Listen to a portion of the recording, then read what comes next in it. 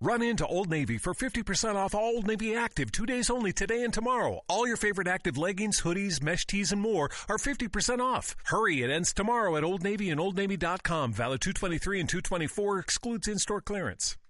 Welcome to the Intelligent Investing Podcast, where modern portfolio theory can suck it. A student of the School of Graham and Doddsville and a clergy member of the Church of Warren Buffett. Here's your host, Eric Schleien.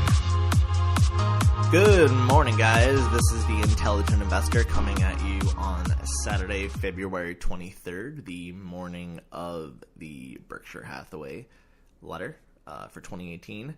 So I wanted to get right into it. Woke up nice and early, like I'm sure a lot of you did. So I wanted to go a few things. I took some notes and just wanted to make a quick podcast to go over my notes, and would love, anyone who wants to email me or send me a message on LinkedIn with, your feedback or anything you think I missed or anything you just think I'm super wrong about. Please feel free to message me. All right, so we'll get right into it. So the first thing was, I'm just looking at my notes here. I'm not going to just read through the entire letter because you don't need a podcast for that. You can just do that on your own time. The first thing was, on the first page, Buffett talks about focusing on operating earnings and paying little attention to gains or losses of any variety in investments. And that's simply because of the new accounting principles where he says, wide swings in our quarterly GAAP earnings will inevitably continue. That's because our huge equity portfolio, valued at nearly $173 billion at the end of 2018, will often experience one-day price fluctuations of $2 billion or more, all of which this new rule must be dropped immediately to our bottom line. Indeed, in the fourth quarter, a period of high volatility in stock prices, we experienced several days with a profit or loss of more than $4 billion. So he's basically just saying that these new accounting rules are, he's reiterating it's totally ridiculous. I agree. I think it's completely inappropriate, just from an accounting standpoint, to have price fluctuations of common stock to be getting dropped to the income statement. That just makes absolutely no sense. That just should be a balance sheet issue, and leave it at that. But it is what it is. So he says ignore that, but he also says, obviously it's important what our investments do over the long term, so not to dismiss investments, and that they should be calculated as part of intrinsic value. I think most of you get that. So also on the first page, this is a big deal, and I think it's a long time coming, quite frankly. He says, long-time readers of our annual reports will have spotted the different ways in which I have opened this letter. For nearly 3 decades, the initial paragraph featured the percentage change in Berkshire's per-share book value. It's now time to abandon that practice. And, what he's really saying here is, while book value is still somewhat of a yardstick for business performance, it's getting significantly less material to intrinsic value every year. And he makes a note, a few reasons basically why he's getting rid of that. So he says, there's three. He goes, the fact is that the annual change in Berkshire's book value, which makes its farewell appearance on page 2, is a metric that has lost the relevance it once had. I think most of us Berkshire followers know that. So he says 3 circumstances have made that so. The first is that Berkshire has gradually morphed from a company whose assets are concentrated in marketable stocks into one whose major value resides in operating businesses. So when you're trying to value Berkshire Hathaway and you're looking at their operating businesses, you're not going to be valuing those operating businesses for what they're on the balance sheet. And simply because as a lot of these operating businesses continue to grow, they don't get marked up on the balance sheet. So they're still there for the original cost, which is really silly, especially with a company like Geico, for instance. It's clearly going to be worth more than what they paid for it. So that's the first thing, is you're going to be valuing the operating businesses, at some kind of multiple to pre-tax earnings, or post-tax earnings, whatever you want to do. But it's going to be a multiple of earnings, not what the book value is of those operating businesses, right? I mean, if you owned Apple in its entirety, you wouldn't be valuing Apple computers based off its balance sheet. You'd be valuing Apple based off its earnings. Okay, I think that's simple. The second thing is, he says, while our equity holdings are valued at market prices, accounting rules require a collection of operating companies to be included in book value at an amount far below their current value, a mismark that has grown in recent years. So I just said that.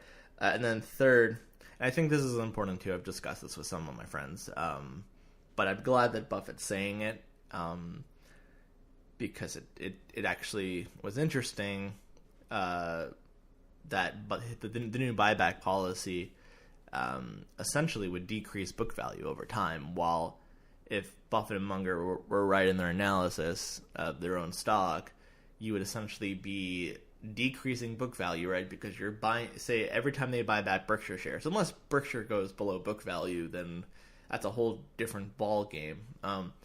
But as long as they're buying back stock at, say, 1.3 times book, 1.4 times book, 1.5 times book, whatever the multiple was, every time they buy back stock and they're paying a premium to book value, you're decreasing the book value per share of Berkshire Hathaway. Yet, if the intrinsic value ends up being significantly higher than what they're paying for their own stock, now you have a situation where intrinsic value is going up while buying back stock above book value, so therefore book value is going down. So the yardstick of increases in book value, the more that they bought back stock, which inherently should increase intrinsic value, the more their book value would decline. So there's a real mismatch there, and that's the third point he makes, and where he says, Berkshire will be a significant repurchaser of its shares, and over time, he says, and transactions that will take place at prices above book value, but below our estimate of intrinsic value.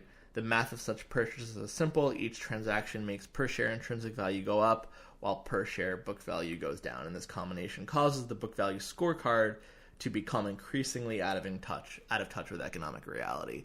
So I think that makes a lot of sense, and I'm just glad he said it. So you can hear me ruffling through the pages. I printed this out this morning, and all my notes are handwritten, so bear with me. He also says that going forward, instead of using the book value per share change to calculate intrinsic value, going forward, he's going to measure business performance with Berkshire's stock price. And, what he's saying is basically quote, markets can be, he goes, we expect to focus on Berkshire's market price. And, he basically says that, day-to-day movements may be noise, essentially. I'm just paraphrasing him. But he says over time, Berkshire's stock price will provide the best measure of business performance, which, I would agree with. Is over time, the stock price does inflect intrinsic value of a company.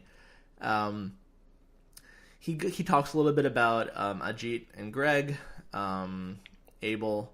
So Ajit Jain and Greg Abel, some of you may know this, a few years ago, he made them both vice chairman of the company. So there's lots of speculation that either they're going to have some kind of dual role, or one of them is going to end up replacing Buffett after he dies, or they remove the keys from him, so to speak, if he gets dementia or something. So they, he talks about them, and he says that they both have rare talents, and that since he's put them in charge of management, with Ajit managing the insurance operations and Greg managing the non-insurance subsidiaries, that these companies are now better managed through the oversight of them than it was over at Buffett. And I thought that was very interesting. Obviously, they're still very much a decentralized structure, so they're not probably doing a lot of managing, but clearly there's some value add in the managers, reporting back to them and them being in whatever dialogue they're in.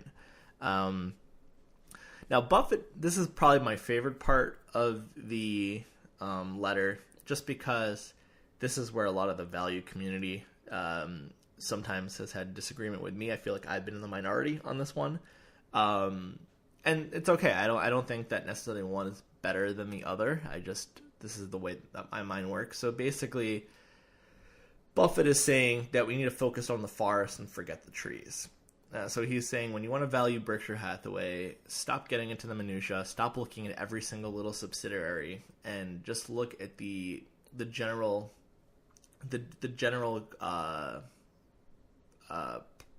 parts of the company that create value, and don't go into every little detail. Now, that is something that I've been doing for the life of me valuing Berkshire Hathaway, and I approach stock analysis that way too, where I look at very big picture, and I do a very back of the envelope calculation, very rough calculation, and I get a range of intrinsic value, and I like to keep it very simple. There are some people who are much more linear in their thinking, and there's nothing wrong with that. It's just two very different ways of thinking, and ideally you can be good at both, but I don't think most people are have a proclivity one way or the other, and they think a lot more like engineers. So, very black and white linear thinking, has a harder time seeing the big picture to things, and they'll get so into details with things, and I think that's great on one hand. The problem is you run into precision issues. So even though some of these guys are so smart and they're so good at detail, and they could write an entire technical manual of some computer assembly code if they really wanted to, with business it's not going to be as precise. So if you were valuing Clorox as a company, for instance, you could probably go around to every single grocery store and Walgreens and figure out how many are on the shelf at one time, and do all these really precise calculations. And you could calculate their pension plan. I don't even know if they have the pension plan. I'm just hypothetically making this up and just using Clorox as just the first thing that came to my mind. And you could figure out their pension liabilities over time, and get into the very nitty-gritty detail of every single little expense and cost. And what you'll end up with is, sure, you'll have a very detailed spreadsheet, but half those numbers are going to be wrong, and either to the upside or the downside. And the person who's just saying slapping a multiple of free cash flow or slapping a multiple of earnings may come up with a very similar number or similar range that may be just as accurate, probably just as accurate for the loose range that you create. And you're probably spending 1/100th of the time on that investment. So there's a good rule that just because you've spent a lot of time and done all this deep analysis doesn't mean that you have some kind of better handle on the intrinsic value of the business. And I think a lot of people have a hard time psychologically with that. So Buffett says, focus on the forest, forget the trees. And he says, investors who evaluate, he's going to say this a little bit nicer than I will, but he goes, investors who evaluate Berkshire sometimes obsess on the details of our many and diverse businesses, our economic, quote, trees, so to speak. Analysis of that type can be mind-numbing, given that we own a vast array of specimens, ranging from twigs to redwoods. A few of our trees are diseased and unlikely to be around a decade from now. Many others, though, are destined to grow in size and beauty. Fortunately, it's not necessary to evaluate each tree individually. It's like, thank God you're saying that. To make a rough estimate of Berkshire's intrinsic business value. That's because our forest contains 5 groves of major importance, each of which can be appraised with reasonable accuracy in its entirety. 4 of those groves are differentiated clusters of businesses and financial assets that are easy to understand. The 5th is our huge and diverse insurance operation, which delivers great value to Berkshire in a less obvious manner, one I will explain later in this letter. So he's basically using the what he has called the two-pronged approach, and he actually uses those words later down in the letter, and he says, sometimes we can buy control of companies that meet our tests for what we look for in a business. Far more often, we find the attributes we seek in publicly traded businesses. in which we normally acquire 5 to 10% interest. Our two-pronged approach to huge-scale capital allocation is rare in corporate America and at times gives us an important advantage. So he says, he talks a little bit about the valuations that he sees, and he says, in recent years, a sensible course for us to follow has been clear. Many stocks have offered far more for our money than we could obtain by purchasing businesses in their entirety. That disparity has led us to buy about $43 billion in marketable equities last year, while selling only $19 billion. Charlie and I believe the companies in which we invested offer excellent value, far exceeding that available in takeover transactions. So I think there's two important things to note here. Number one, in the news, there's so much news around private equity deals and private equity transactions. And I've been saying for quite some time that the investor in common stock should probably do better on average right now than if you are buying into some, venture capital private equity fund where the valuations are sky high for a lot of these businesses. And it's interesting to know, right, that Buffett and Munger are refusing to play that game if it means that they have to pay, higher valuations than they're comfortable with. So they have not bagged a proverbial elephant, if you will, for I think it's since Precision Cast Parts and 3 years ago. So they're just sitting on that cash and waiting, and they're saying, hey, as long as this market environment continues, we're going to keep buying marketable securities because we're finding better value in publicly traded companies than we are in the private market. There are people who are obsessed with private equity, and they think somehow because the company's private it adds more value, but of course that is such ludicrous thinking, and over time I've actually, there was a chart, I don't remember where I saw it, but it showed the returns for private equity over time compared to just the general stock market. And the average private equity investor, with all the work that goes into helping with these companies and doing all those stuff, actually made less money over time than if you had just bought an index fund and held it. It's kind of amazing. He also says that despite our recent additions to marketable equities, the most valuable grove in Berkshire's forest remains the many dozens of non-insurance businesses that Berkshire controls. And he said that these subsidiaries earned $16.8 billion last year. And when he says earned, he goes, we are describing what remains after all income taxes, interest payments, managerial compensation, restructuring expenses, depreciation, amortization, and home office overhead. And then he says, and he just destroys so many of these management teams, where he goes, that brand of earnings is a far cry from that frequently touted by Wall Street bankers and corporate CEOs. Too often, their presentations feature, quote, adjusted EBITDA, a measure that redefines earnings to exclude a variety of all too real costs. But this is where he gets savage. This is my favorite part in the entire letter. So I'm going to read this word for word because it's just too good. So literally, if you saw my notes right now, I'd have in all capital letters, savage with 2 exclamation points. That's how badass this is. So he goes, I'm just going to read 2 very short paragraphs, which are more like 3 or 4 sentences. And he says, for example, management sometimes assert that their company's stock-based compensation should not be counted as an expense. And then in parentheses, he goes, well, what else could it be? A gift from shareholders? And then he says, and restructuring expenses? Well, maybe last year's exact rearrangement won't occur, but restructurings of one sort or another are common in business. Berkshire has gone down that road dozens of times, and our shareholders have always borne the cost of doing so. Abraham Lincoln once posed the question, if you call a dog's tail a leg, how many legs does it have?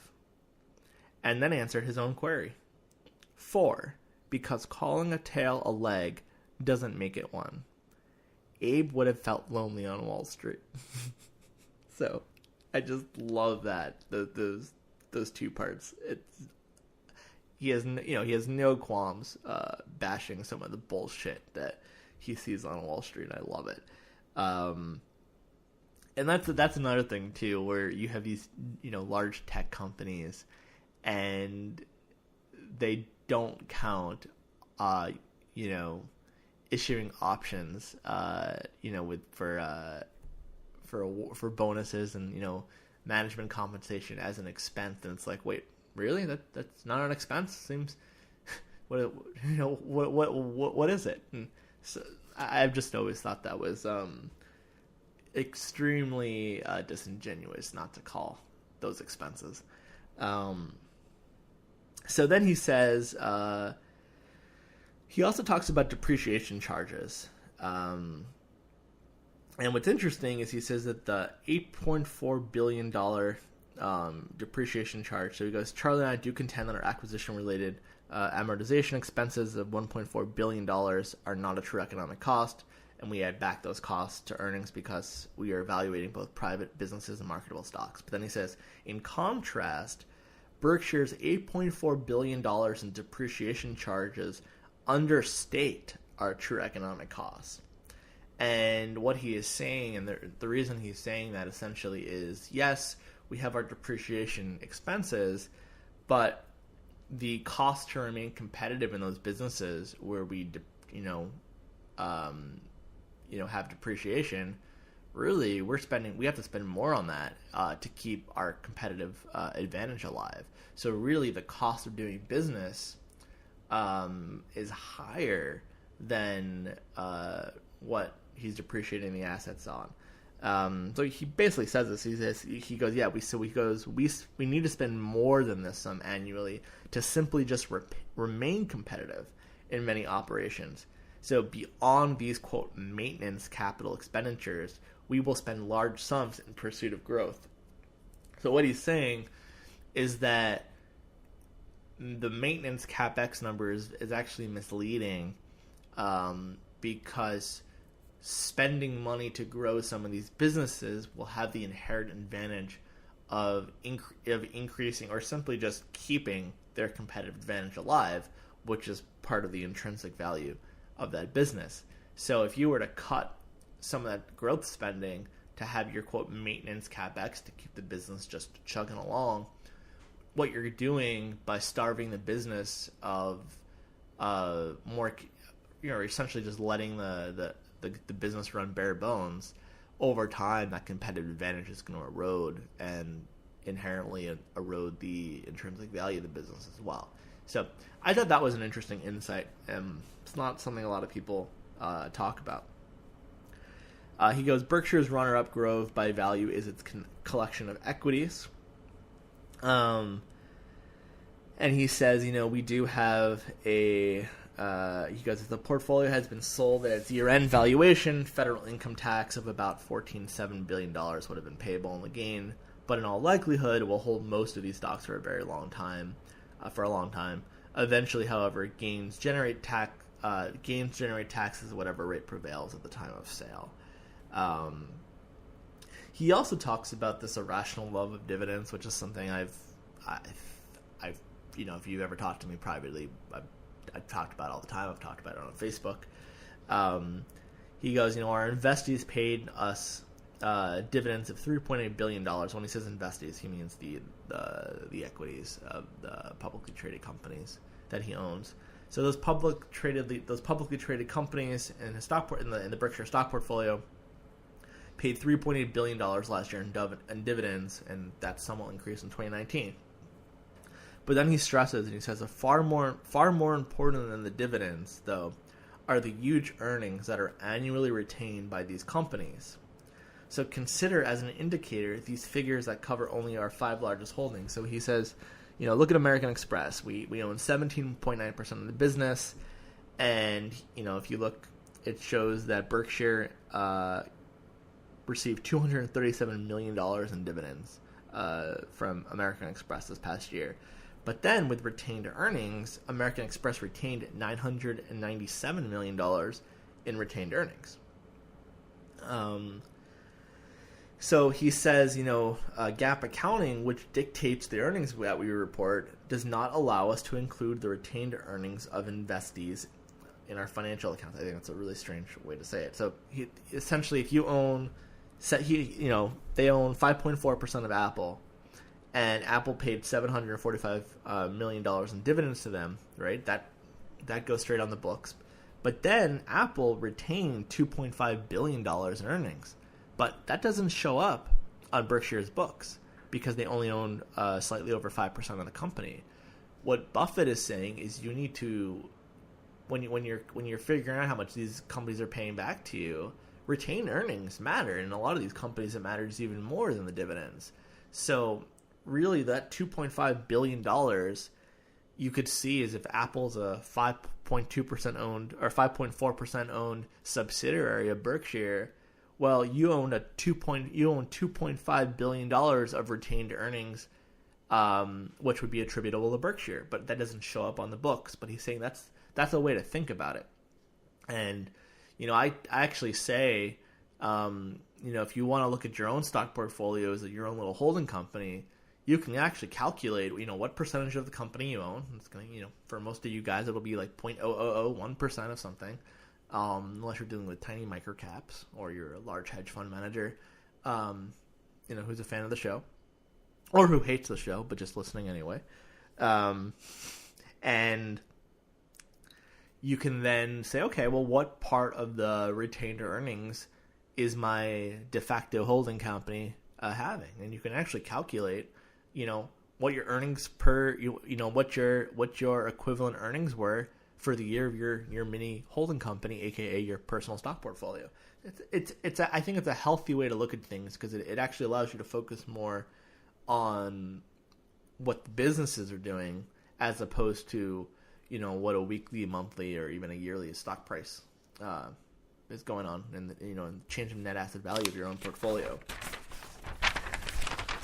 We go to the next page now, and he says, he's talking about the different categories of value. So he says, the third category of Berkshire's business ownership is a quartet of companies in which we control, we share control with another party. Our portion of the after-tax operating earnings of these businesses, and he says, we own a part of Kraft Heinz, 50% of Berkadia and Electric Transmission Texas, a 38.6% share of Pilot Flying J, and that totaled about $1.3 billion in after-tax operating earnings. So you would slap, whatever you thought an appropriate multiple was to that. Then he says in the fourth grove, Berkshire held $112 billion in treasury bills and other cash equivalents, and then there's another $20 billion in miscellaneous fixed income instruments. So essentially you would just value that at 112, just because he has said that they always need about $20 billion in cash at all times. I think he says that actually. So when he talks about the $20 billion, he actually says, he goes, we consider a portion of that stash to be untouchable, having pledged to always hold at least $20 billion in cash equivalents to guard against external calamities. We also have promised to avoid any activities that threaten our maintaining that buffer.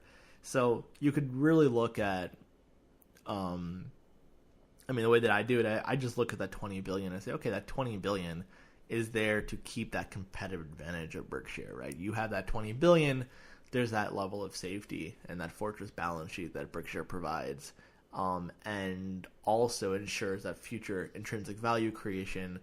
Just, if there's a gigantic earthquake or another Hurricane Katrina or something even worse, that, Berkshire can write business the next day, where a lot of its competitors may go belly up from something like that. So that $20 billion is part of their competitive advantage, part of what they need to increase their intrinsic value and have that Berkshire advantage. Therefore, you would not be liquidating that $20 billion. It's simply a cost to run the business. Now, this is interesting. He's subtle in some ways about this, but this is a legacy thing, and he's saying Berkshire will forever remain a financial fortress. And then later later he says, but I will never risk getting caught short of cash. And I think that's really smart, and he's signaling to future management, hey, we are forever keeping this practice. And then he talks about himself, and he says, look, in managing, I will make expensive mistakes of commission and will also miss many opportunities, some of which should have been obvious to me. At times, your stocks will tumble as investors flee from equities, but I will never risk getting caught short of cash. So he's saying, hey, in the future, you guys manage your Berkshire, remember, forever we remain a financial fortress. We will never get caught short of cash. And that is like in the Berkshire like lifeblood of the business, and there's a religiosity about that principle. He also says, though, that the prices are, quote, sky high for businesses possessing decent long-term prospects, in the private market. So he's saying essentially, if this continues throughout 2019, that most likely you will see Berkshire expanding their holdings of marketable equities, and not buy more large private businesses. And he says, but we continue nevertheless to hope for an elephant-sized acquisition. Even at our ages of 88 and 95, I'm the young one, that prospect is what causes my heart and Charlie's to beat faster. And then in parentheses, he says, just writing about the possibility of a huge purchase has caused my pulse rate to soar. Okay. The next part. He does make a note about market timing, though, and I think this is maybe it's partially for the shareholders, and I know he says he writes for the shareholders, but I think this might be just to calm down the news media too, which is probably the responsible thing to do. And he says, my expectation of more stock purchases is not a market call, because you could literally see if he did not write that in. Headlines this morning would be, Buffett thinks the stock market's head for a crash, and he's holding cash to prepare for the crash, and that could cause all kinds of self-fulfilling prophecies. Was someone like Buffett making that claim and losing faith in the system, and however the media would report something like that, and it blows my mind. It doesn't blow my mind so much that a lot of the media and journalists outside the financial realm will write sensationalized articles. But it does blow my mind that even financial journalists sometimes write the dumbest things, and I'm just like, did you really believe that? Or, like, you're a financial journalist, you can't be that stupid when it comes to writing basic financial articles. I digress. So he says, Charlie and I have no ideas how the stocks will behave next week or next year. Predictions of that sort have never been a part of our activities. Our thinking rather is focused on calculating whether a portion of an attractive business is worth more than its market price. And all he's saying is right now we can't find private businesses like that we would want to own. But you also got to remember they're a very large company. So when he's talking about big elephants, big major private businesses, you can still find good deals at small, tiny little private businesses that are not going to move the needle at Berkshire. That's not what he's talking about, for full disclosure. So he's saying he just finds better value in equities for the things that he's, for Berkshire's able to buy that can move the needle. So he says, I believe Berkshire's intrinsic value can be approximated by summing up the values of our 4 asset-laden groves and then subtracting an appropriate amount of taxes eventually payable on the sale of marketable securities. He also talks a little bit about float and just how amazing the float is, and he says beyond that, much of our ownership of the first 4 groves is financed by funds generated from Berkshire's 5th grove, a collection of exceptional insurance companies. We call those funds float, a source of financing that we expect to be cost-free or maybe even better than that over time. We will explain the characteristics of float later in the letter. And he also, this is another signaling to not so much future management, because they're going to know this, but to Wall Street and to market expectations. Because sometimes Berkshire actually will get a discount for being a conglomerate when really they should be getting a premium for being a conglomerate. Generally, over the decades, conglomerates have gotten a very, very bad rap, and for good reason. But not all conglomerates are created equal, obviously. Berkshire, so he's clear, and he says I'm actually really glad he said this, because it's likely you'll get a fair price for Berkshire in the future if you ever wanted to sell Berkshire. It kind of sucks to have to want to sell Berkshire and feel like you're not getting paid a fair price for it by the market. So he says, finally, a point of key and lasting importance. He says, Berkshire's value is maximized by our having assembled the 5 groves into a single entity. This arrangement allows us to seamlessly and objectively allocate major amounts of capital, eliminate enterprise risk, fund assets at exceptionally low cost, and occasionally take advantage of tax efficiencies and minimize our overhead. And then he says in a separate line, this is how important it is, and I underline this. So he is signaling here, no breakup of Berkshire when I'm dead. That's what he's saying. And he goes, at Berkshire, the whole is greater, and then he says, considerably greater than the sum of the parts. Enough said. Next part, he talks a little bit about repurchases, and this part I think was a little strange, something he said, where he says, earlier I mentioned that Berkshire will from time to time buy its own stock. Buying back stock will benefit both those shareholders leaving the company and those who stay. Now, you remember that it was just a few years ago, before all this buyback stuff, he talked, it might have been maybe 5 or 6 years ago now, but, not that long ago, Buffett had said, he really doesn't like to buy back stock below intrinsic value because he feels like he's buying out his partners at a bad price. And it's like, dude, come on. It's like they have the same information as everyone else. Some people are day traders and not long-term holders of Berkshire, number one. Number two, they have the same info as everyone else, so it's not like there's some unfair advantage where you're exploiting people. And then the third thing is that if you're a Berkshire shareholder and Buffett is buying out the other partners below intrinsic value, well, they chose to sell to Buffett and you stayed on, and now you have, again, a higher ownership of your shares, and the intrinsic value of the business has, at least hopefully, increased. Who's going to be complaining about that because you bought back from a shareholder you've never met, and they sold at a price below intrinsic value? I always thought that was a little bit of a stretch, and now he's kind of reversing course and saying, well, this benefits both the buyer and the seller. And then he goes, true, the upside from repurchases is very slight for those who are leaving. Well, yeah. But then he's like, well, that's because careful buying by us will minimize any impact on Berkshire's stock price. Okay. And then he says, and I thought this is kind of a justification. And he says, well, nevertheless, there's some benefit to sellers in having an extra buyer in the market. Oh, please, come on. If let's, I don't know, Johnson & Johnson stock, General Motors stock, pick any large company in the United States. If the company is buying back their own stock kind of consistently in a way that's not moving the stock too crazy, I don't really think it's benefiting those people.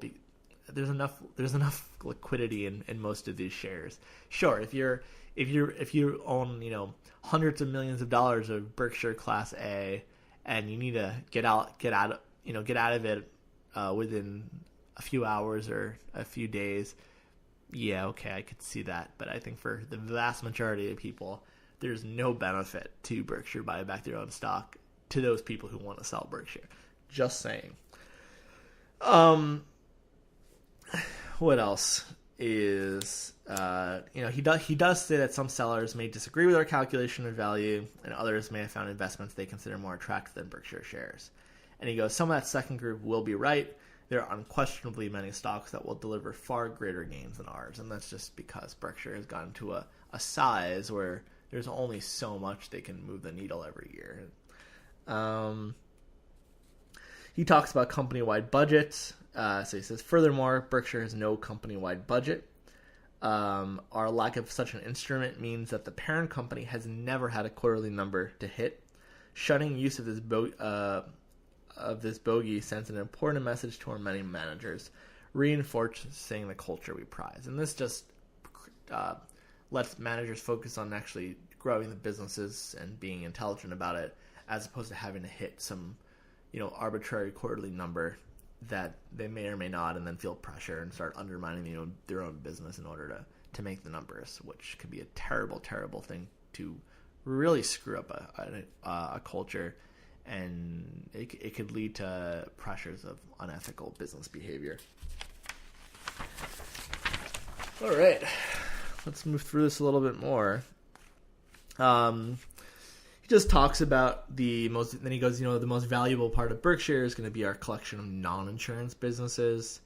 And the numbers, this is what's unbelievable about the Berkshire engine. So he says, viewed as a group, these businesses earned pre-tax income of 2018 of $20.8 billion, which is a 24% increase over 2017. So that's, again, why he loves owning these private businesses we can get a good price, is he's been able to still significantly increase their pre-tax earnings even at these kinds of large levels. So that's a real value engine. And you slap on $28 billion of value in earnings, that's going to be significantly worth. And this is where the idea of book value stops being so relevant, because I don't have the numbers right in front of me, but there's going to be the book value of those non-insurance businesses, right? But then there's the $28 billion of pre-tax earnings. So say those $28 billion, what's the intrinsic value of that? Probably somewhere, maybe about $250 billion if you slap on like a 12x pre-tax multiple. That's real value, and if that's growing at 24% a year, holy crap! That's a real driver of intrinsic value, and you're just not going to get that with marketable securities. The other advantage, which he kind of says, is where he says before with the equity portfolio, you're going to have to subtract some of those taxes that'll eventually get paid out when he makes sales, because they do sell stocks at, even though he says he's a long-term investor, they're still buying and selling stocks, so there's still some capital gains pretty much every year. I think probably every year, where they're paying taxes on it. So that number does mean something. That tax liability is a real liability. It's not like float, which actually ends up becoming more of an asset than anything. Where he even says that float is more valuable than if it was equity, just because you're getting paid to own the float at Berkshire. Where they've been profitable 15 out of 16 years in their insurance operations, and those insurance operations made $2 billion in pre-tax and $1.6 billion in after-tax. I mean, unbelievable. Anyway, I'm getting side note, but So with this though, yes, it's technically you could calculate how much it would cost to sell a private business, and the taxes you have to pay on that. But he Buffett says, don't even worry about that. Don't put that in the calculation, because we're not going to sell. So as long as he's holding these businesses indefinitely, there's going to be no taxes on a sale of the company of a private businesses. And those earnings are growing by a lot. And then you can slap say a 12x multiple, I don't know, something around there, 10, 11, 12, 13x, whatever multiple you want to put on there, and you can play around with a few different assumptions. That's going to be worth more. No taxes in the calculation, and a multiple of earnings that are growing very, very fast, and faster than most of these public companies that you can buy a stake in today at a good value.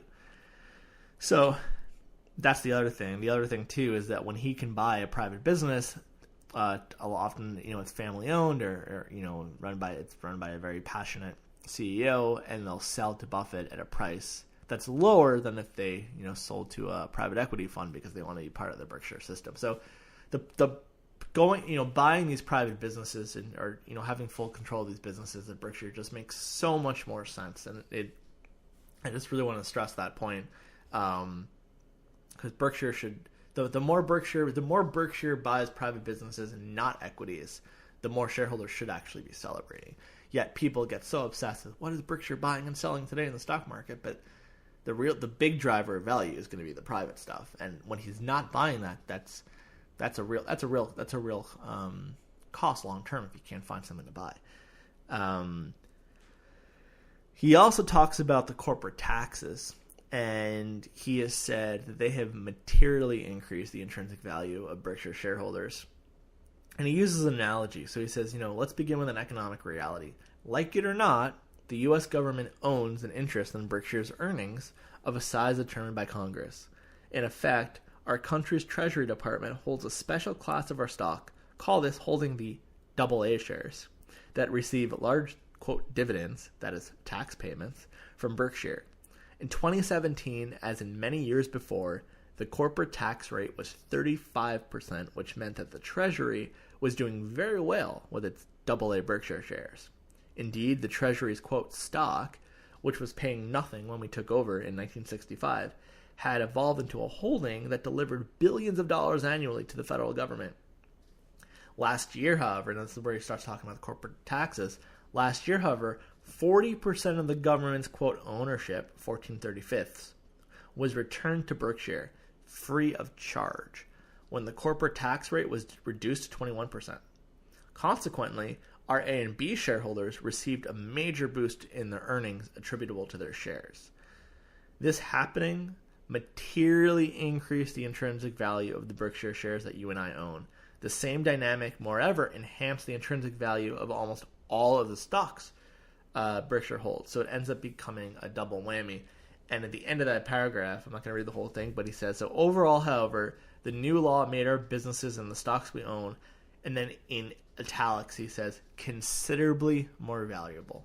So he really wants shareholders to take note that was a real impact to intrinsic value from that one little change in the tax law. So then he says, which suggests that we return to the performance of our non-insurance businesses. Our two towering redwoods in this grove are BNSF, which is the railroad, and Berkshire Hathaway Energy. Combined, they earned $9.3 billion before taxes last year, up 6% from 2017. And then he just goes through all the different businesses and how much they earned pre-tax. And then he said the remaining non-insurance businesses that Berkshire owns, and there are many, had pre-tax. Okay, I'm not going to go into that. He basically just going through all the major businesses and small businesses, and he added it all up, which I talked about earlier. Then he talks about float, and he says, this is our fifth grove as our property casualty insurance business. And this has been the, quote, engine propelling Berkshire since 1967. And that's the year, for those that you don't know, where Berkshire acquired National Indemnity. And then the sister company, National Fire and Marine, for $8.6 million. And now National Indemnity is the largest property and casualty company in the world, as measured by net worth. I've been up a long time. One reason... So he says, one of the reasons we were attracted to the P&C business was the business model, where the insurers receive premiums up front and pay claims later. So this is what's called float. It goes this collect now, pay later mode model, leaves companies holding large sums of money that we call float. And this is amazing. So float in 1970 was $39 million. Today it's $122.7 billion. Even in 2010, just if you look at the numbers from 2010 to 2018, that number has gone from $65.8 billion to $122.7 billion. If you go back from 2000, float has increased from $27.8 billion to $122.7 billion. That's just unbelievable. And, he says the way that their float is structured is that there will never be no more... So he says, we may in times experience a decline in float, but the decline will be very gradual. In the way that they've structured their insurance business, it never allows for more than a 3% decline in any given year. And this is basically so that there isn't some, large payout in 1 year, and they start having to be forced to, sell a private business, God forbid, or sell a large portion of their equity portfolio and pay huge cap gains taxes. So he says at the end of that, the strength will never be compromised. And then he also talks about float, and he says that because their insurance business has made money almost every year for the past 16 years, except for 1 year, he's getting paid to own. He's basically getting paid to have float. So he says, when such a profit is earned, we enjoy the use of free money, and better yet, we get paid for holding it. And that money we get paid is called float. And then he says the big strength of Berkshire is that, they pounded into their insurance underwriters to write, good policies, and they all understand the concept of float. And he said that most insurance businesses, they pay lip service to that, but where Berkshire, it's a religion. And it's clearly true, because, most of that industry will actually make an underwriting loss and actually have to pay to have that free money. So Buffett says he sees that trend continuing, and that the insurance business will continue to earn terrible returns on their tangible capital and operate. A lot of them will operate at losses for years to come.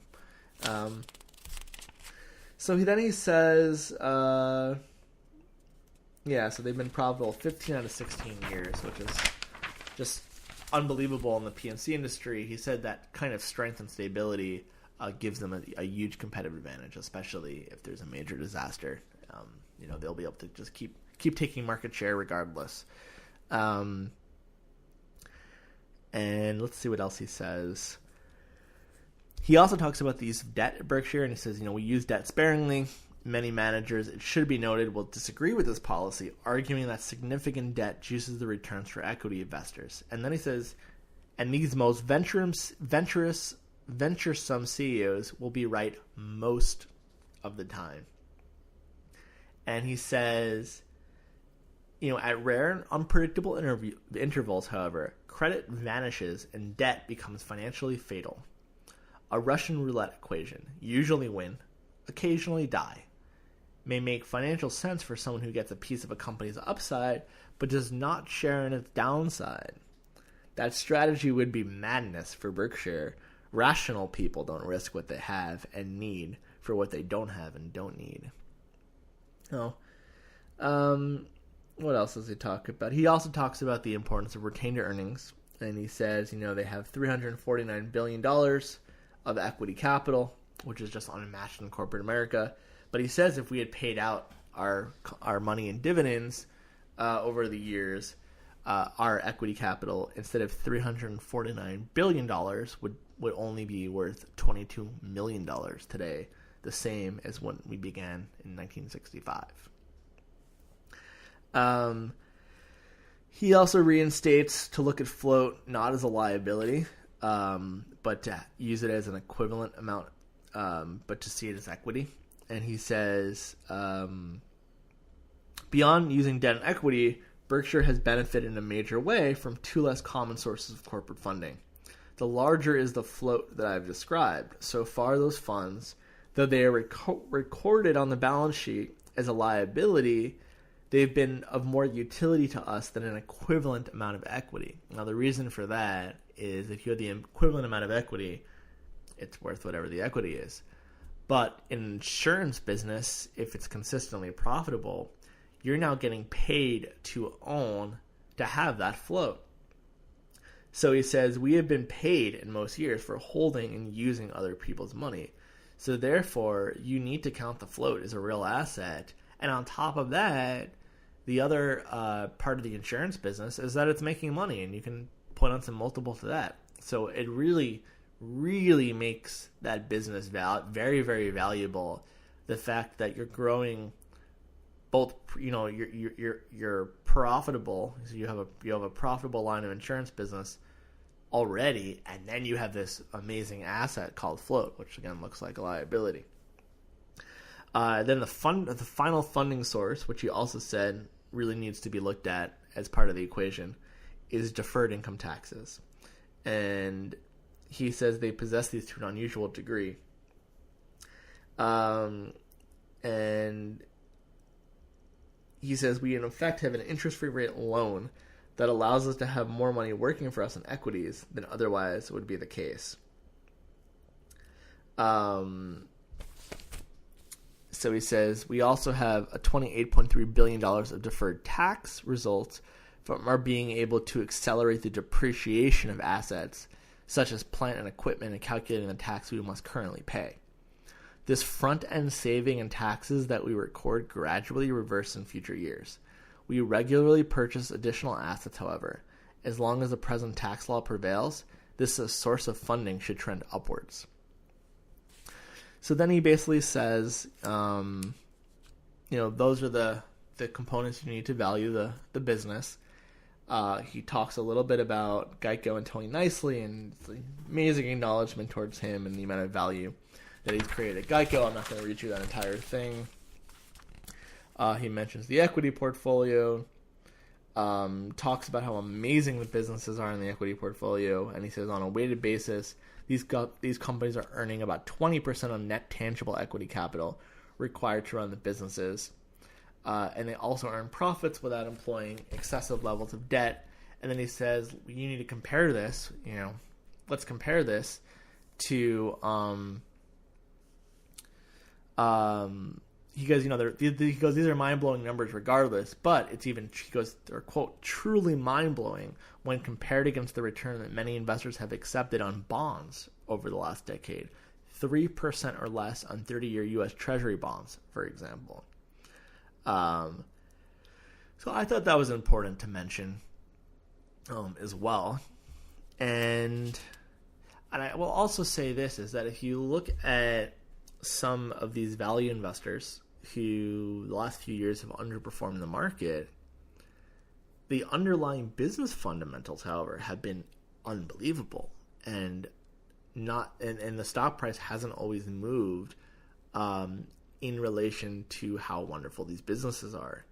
And those are trends that go back and forth, but people who generally have a value approach to investing, which really to me is all investing, it's been tough for a lot of these guys, and a lot of funds have closed down. And I think, as just a side note, and I'm biased obviously in saying this, obviously because I run my own company, but if I didn't run my own company, I would be looking at talented value managers and say, okay, what are the businesses they've actually invested in and over the last 5 years? Have they avoided some major mistakes, major permanent losses of capital, and have their theses and fundamentals generally worked out, and whatever the market's just gone ahead of them just because of the multiple expansions, which most investors aren't going to be buying something that they think is fairly valued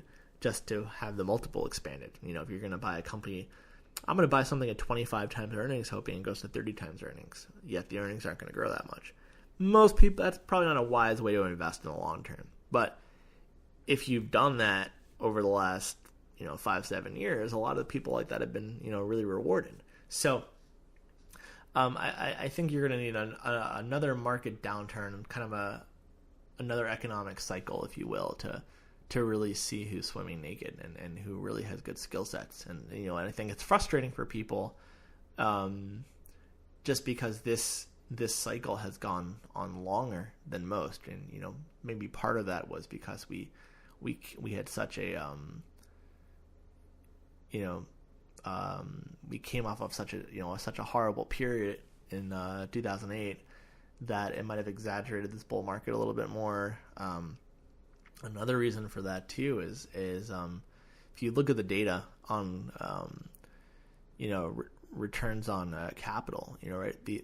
There's so many more companies now that need less and less capital to operate, right? So you could actually say that book value per share is significantly less important than it was 30 years ago, certainly more than 50 years ago, right? Where if you look at the major components of the Dow, in the early 1900s, almost all of them you would have valued on a book value basis. Where now, if you look at the top companies in America, a lot of them you would never value on a book value basis, like Facebook or Amazon or something like that.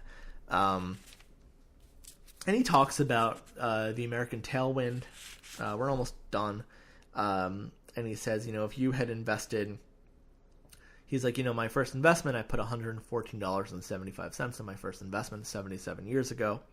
And he says, if I had put my money into an S&P 500 index fund with no fee, had all my dividends reinvested, my $114.75 would now be worth pre-tax $606,811, which is a gain of 5,288 to 1. And he said, if you had $1 million investment in a tax-free institution like an endowment or something, that $1 million investment would now be worth $5.3 billion. What's also interesting is he talks about, he says, those who regularly preach doom because of government budget deficits, as I regularly did myself for many years, might note that our country's national debt has increased roughly 400-fold during my lifetime. That's a 40,000% increase in the national debt. So he goes, suppose you had foreseen this increase and you panicked at the prospect of runaway deficits and a worthless currency. So he's talking about, runaway inflation. He said, so to quote, protect yourself, you might have went for stocks, you might have not gone for stocks and instead opted to buy 3 1/4 ounces of gold with your $114.75. And what would that supposed protection have delivered? You would now have an asset worth $4,200, less than 1% of what you would have had realized from a single unmanaged investment in American business. The magical metal was no match for the American metal. And he says, our country's unbelievable prosperity has been gained in a bipartisan manner. 7 Democrats, 7 Republicans, and in the years they served, the country contended at various times with long periods of viral inflation, a 21% prime rate, several controversial and costly wars, the resignation of a president, a pervasive collapse in home values, a paralyzing financial panic, and a host of other problems. All engendered scary headlines, and all are now history. So he said that if you look at the wealth of America, what really fuels that is savings.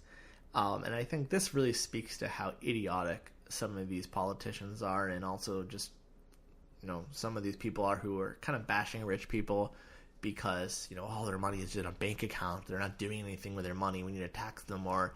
And they don't get it, right? So Buffett bashes that kind of thinking. And he says, remember earlier in this letter how I described that retained earnings as having been the key to Berkshire's prosperity? Well, it's also been the key to America's prosperity. In the nation's accounting, the comparable item is labeled, quote, savings. And save we have. If our forefathers had instead consumed all they produced, there would be no investment, no productivity gains, and no leap in living standards. And you got to remember that the growth in America has come from investment in productivity gains, which inherently creates those higher living standards. And it just always blows my mind when people still want to focus on, well, those people are poor, those people, are can't afford blah, blah, blah, blah, blah. And first not realizing that if you look at the poor in the United States compared to what the poor in the United States looked like 250 years ago, it's a very different kind of standard of living. Also, even if you look at the standard of living of someone like J.P. Morgan in the early 1900s, if you are a middle-class American today, you have a better quality of life than J.P. Morgan did, who was the richest man in the country at that time in the early 1900s. And Buffett likes to point that out. And there's a psychological principle behind this. And they've done studies where they say, would you rather be super, super wealthy in the early 1900s but have a poorer, have poorer living conditions, right? Like no refrigerator, no heat. You have to, make your own fires and less sanitation, lower lifespan expectancy, all of these things, right? I mean, there was way more misery in the world back then, but people don't want to remember that or don't focus on that, right?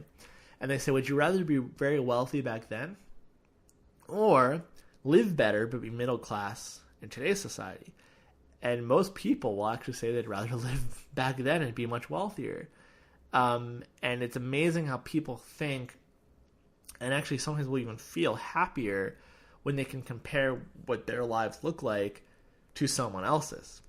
And if you look at, say, this trend of depression caused by Facebook and social media, which has become a real thing, where people now have these unrealistic standards of what their lives should look like, because people post on Facebook all their best moments, sort of stage pictures.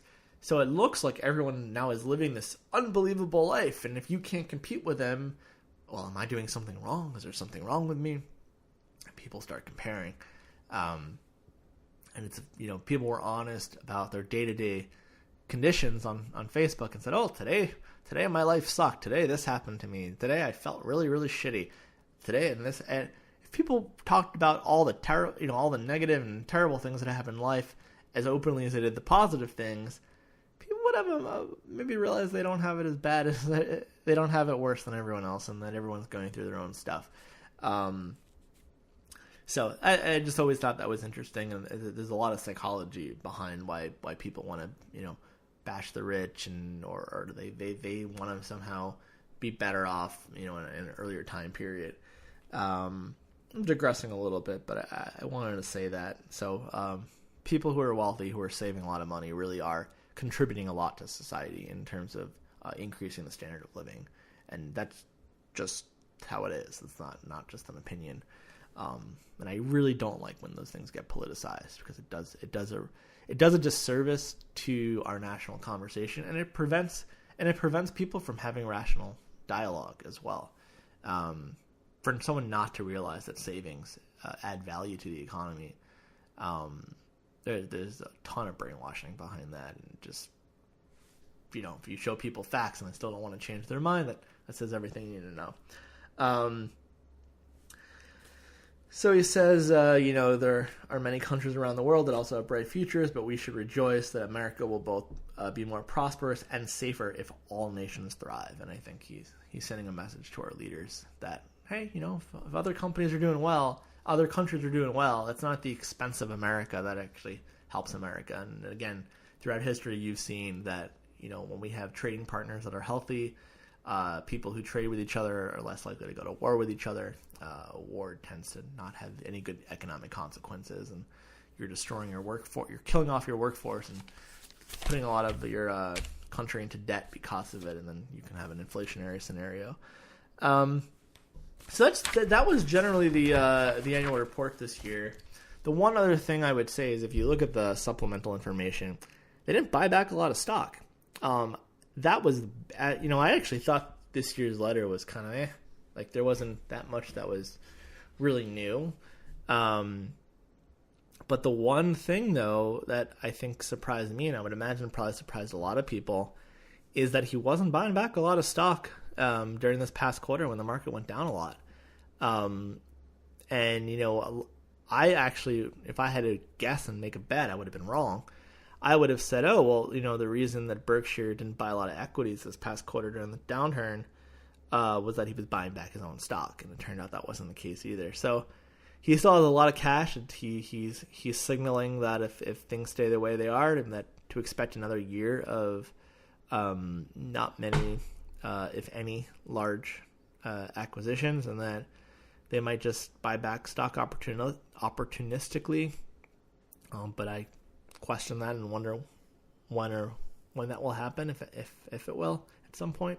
But also, just he seems like he's just gonna keep opportunistically buying equities and buying back his own stock, and we'll see what happens. So anyway, that is the general gist of the letter. It's worth a read, but I don't think it's one of his best. Maybe there wasn't just much to talk about this year. Anyway, I hope you have a wonderful rest of your weekend, and if you have any feedback, you can email me at intelligentinvesting@gmail.com or shoot me a message on LinkedIn. Thanks for listening, guys. Have a great weekend. See you on the next episode. Thank you for listening to the Intelligent Investing Podcast with Eric Schleien. If you'd like to connect with Eric for questions, comments, feedback, ideas, or to inquire about being on the show, please contact Eric at intelligentinvesting@gmail.com. So, in the words of Charlie Munger, I have nothing to add.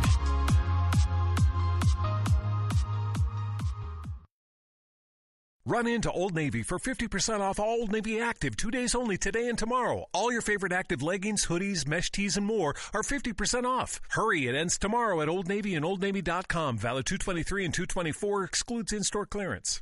Run into Old Navy for 50% off all Old Navy Active 2 days only today and tomorrow. All your favorite Active leggings, hoodies, mesh tees, and more are 50% off. Hurry, it ends tomorrow at Old Navy and OldNavy.com. Valid 2/23 and 2/24, excludes in-store clearance.